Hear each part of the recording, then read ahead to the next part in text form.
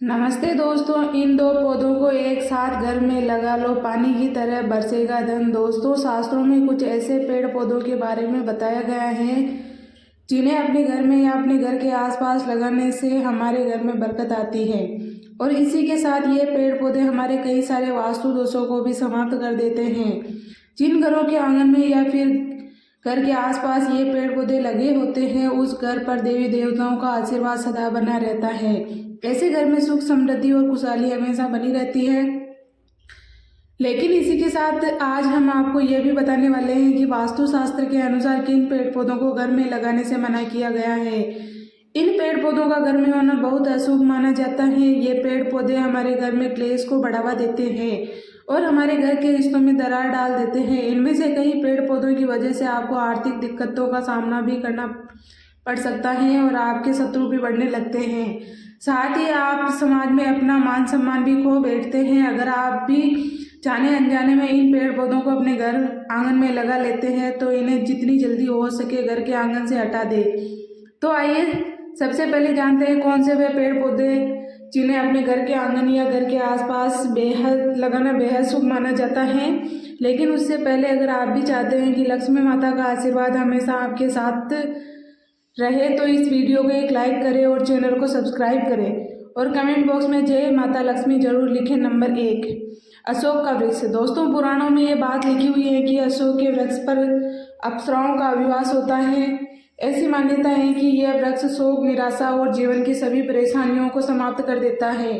अगर आप अशोक के वृक्ष को अपने घर के आसपास या किसी भी स्थान पर लगाते हैं तो इससे आपके घर के सदस्यों के बीच हमेशा सुख शांति बनी रहेगी और समाज में आपका मान सम्मान भी बढ़ेगा।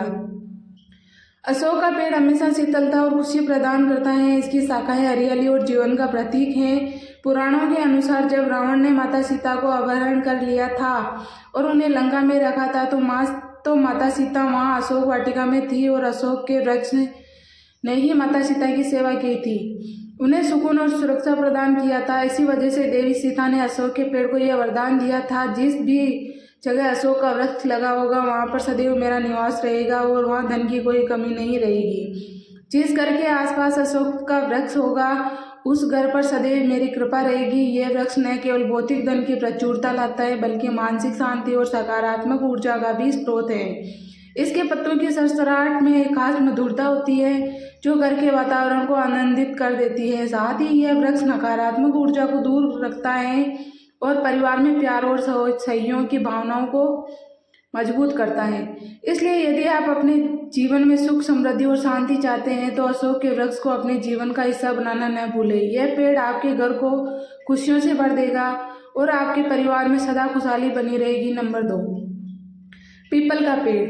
दोस्तों, आपको एक छोटा सा पीपल का पेड़ कहीं से लेना है या फिर आप इसे किसी गमले या पौधे की दुकान से भी खरीद कर ला सकते हैं। इसके बाद आपको पीपल के पेड़ को किसी जलाशय के नज़दीक यानी किसी छोटे से तालाब के पास लगा देना है। ऐसा करने से आपको सैकड़ों यज्ञ के समान फल की प्राप्ति होगी। जब भी इस पेड़ के पौधे से पत्ते टूटकर उस जलाशय के पानी में गिरेंगे तो वे एक पिंड के समान होंगे और आपको पितरों को तृप्ति प्रदान करेंगे।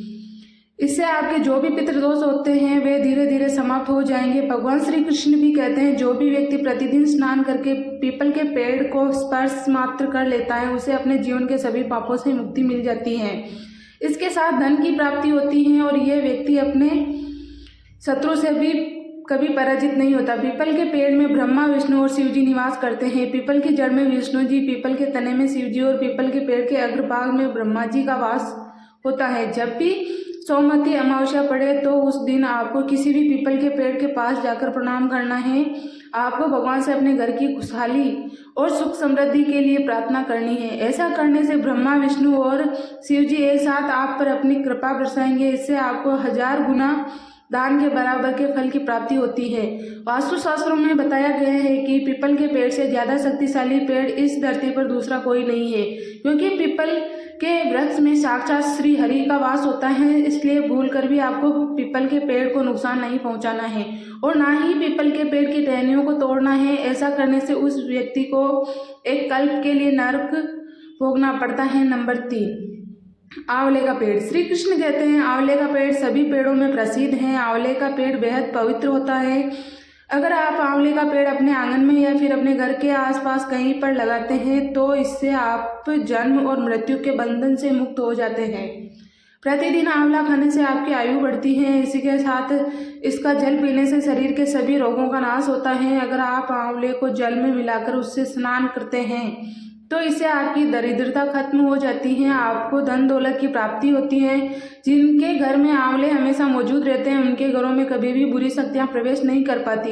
एकादशी वाले दिन अगर आपको आंवला मिल जाता है तो यह आपको सभी तीर्थों से भी बढ़कर फल प्रदान करता है। जो भी व्यक्ति अपने बालों में आंवला लगाता है उसकी मृत्यु होने के बाद भी वह दोबारा इस धरती पर मनुष्य के रूप में जन्म लेता है।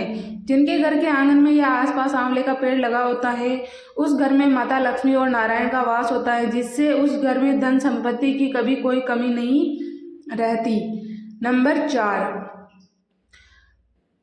पाकड़ का वृक्ष। पुराणों में पाकड़ के वृक्ष को लेकर बहुत सी बातें बताई गई हैं। पुराणों में यह बताया गया है कि जो भी व्यक्ति पाकड़ का वृक्ष लगाता है उसे महायज्ञ करने के समान फल की प्राप्ति होती है। हमारे शास्त्रों में कलयुग को लेकर बहुत सी भविष्यवाणी की गई है, जिसमें यह बताया गया है कि मनुष्य कलयुग में महायज्ञ नहीं कर पाएगा। इसलिए आपको अपने जीवन में एक पाकड़ के वृक्ष को जरूर लगाना है, फिर चाहे वह आपके घर के आसपास हो या फिर किसी अन्य जगह पर। पाकड़ का वृक्ष जब तक हरा भरा रहेगा तब तक यह आपके घर में दुख और दरिद्रता नहीं आने देगा। नंबर 5, नीम का वृक्ष। पद्म पुराण में ऐसा बताया गया है कि जो भी व्यक्ति अपने जीवन में एक भी नीम का वृक्ष लगाता है तो सूर्यदेव उसे प्रसन्न रहते हैं। अगर आप नीम के पेड़ को अपने घर के आसपास कहीं पर भी लगाते हैं तो यह आपको कई रोगों से बचाता है। इसके साथ ही यह पेड़ आपको आयु भी प्रदान करता है। नीम का पेड़ माता लक्ष्मी को अति प्रिय होता है और वह नीम के पेड़ के नीचे निवास करती है। इसलिए अगर आप अपने घर के आसपास नीम के पेड़ को लगाते हैं तो इससे आपके घर में धन संपदा की वृद्धि होगी और आपके घर में पानी की तरह धन बरसेगा। नंबर 6, जामुन का पेड़। अगर आप भी यह चाहते हैं कि आपके घर में एक कन्या के रूप में साक्षात माता लक्ष्मी जन्म ले तो आप अपने घर के आसपास जामुन का पेड़ लगा सकते हैं। पद्म पुराण में यह लिखा हुआ है कि जो भी व्यक्ति अपने घर के आसपास जामुन का पेड़ लगाता है उसके घर में कन्या का जन्म होता है, जो आपके गौरव को बढ़ाती है। कन्याओं को माता लक्ष्मी का स्वरूप माना जाता है। इससे आपके घर में कभी भी धन की कोई कमी नहीं रहेगी और माता लक्ष्मी आपसे प्रसन्न होंगी। नंबर 7, बेल का वृक्ष। पुराणों में यह बताया गया है कि बेल के वृक्ष में साक्षात भोलेनाथ का वास होता है और गुलाब के पौधों में देवी पार्वती निवास करती हैं। इसलिए अगर आप किसी भी बेल के वृक्ष के पास एक गुलाब का पौधा लगा देते हैं तो इससे आपको भोलेनाथ के साथ साथ माता पार्वती का भी आशीर्वाद प्राप्त होगा। इससे आपके घर में कभी भी दुख और दरिद्रता नहीं आएगी और ऐसे घर पर भोलेनाथ और माता पार्वती की हमेशा कृपा बनी रहती है। नंबर 8, जो भी व्यक्ति अपने घर में और समाज में अपना मान सम्मान बढ़ाना चाहता है वह नारियल का पेड़ किसी भी स्थान पर लगा सकता है। नारियल को पूजा के लिए बड़ा ही पवित्र माना जाता है। इसलिए अगर आपने नारियल के पेड़ को किसी भी स्थान पर लगाया तो यह आपके मान सम्मान में बढ़ोतरी करेगा। नंबर 9, अगर किसी को विवाह के लिए वर या वधू नहीं मिल रही है तो उसे अपने घर में अनार का वृक्ष लगाना चाहिए। इससे उस व्यक्ति के जीवन में चल रही विवाह संबंधी सभी बाधाएं खत्म हो जाएगी। नंबर 10, अंगूर का वृक्ष। अंगूर का वृक्ष लगाने से आपके वंश की वृद्धि होती है और आपको संतान सुख की प्राप्ति होती है। अगर किसी को संतान सुख नहीं मिल पा रहा है तो उसे अपने घर के आसपास अंगूर का पेड़ लगाना चाहिए, इससे उसे संतान सुख की प्राप्ति होगी। लेकिन दोस्तों, इसके अलावा आपको अपने घर के आसपास भूलकर भी ताड़ का वृक्ष बिल्कुल नहीं लगाना चाहिए, क्योंकि ताड़ का वृक्ष संतान का नाश करने वाला होता है और इससे घर में रह रहे संतानों की उन्नति नहीं होती है।